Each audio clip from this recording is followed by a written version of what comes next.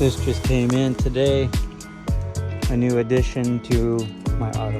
I have this Ozone odors in that, so put it to 40 and turn on the air.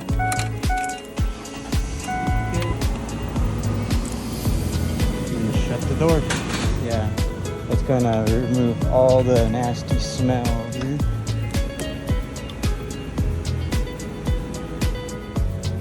Turn on all the vents to help circulate and we'll come back in 30 minutes.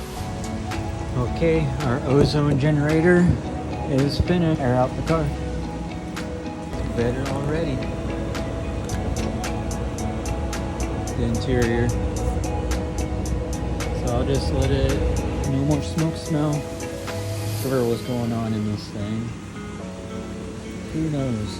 The molecules in it with that ozone generator, so they're all in bugs or bacteria or mold or fleas by the ozone generator.